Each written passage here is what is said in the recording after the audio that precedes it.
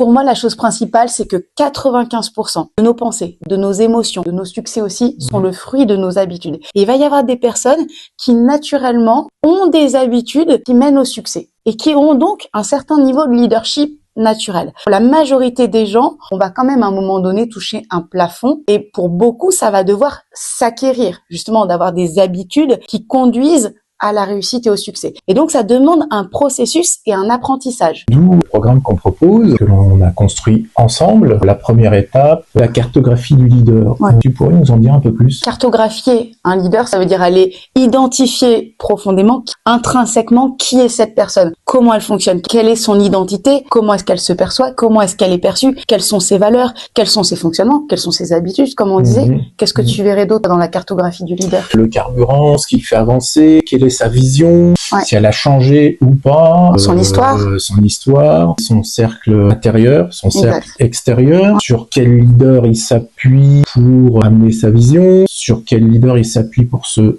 développer. À un moment donné, cette cartographie va faire apparaître ses grands points forts, ses failles ou ses axes de développement, et puis son niveau intermédiaire. Ça va permettre de situer le niveau de leadership de la personne. Une fois qu'on a la cartographie du leader, qu'est-ce qu'on en fait? Moi, je pense que c'est en fait une mise à jour sur l'instant présent, sur ce qu'il est, sur cet instant présent, puisque, on le sait, on évolue tout le temps. Certes, le leader a une vision, mais il l'a fait évoluer, il la vit de façon différente, et à un moment donné, on est obligé de se poser pour faire en sorte d'éclaircir la vision, de la simplifier, et de faire un point sur son environnement pour pouvoir utiliser les bons outils. C'est quoi?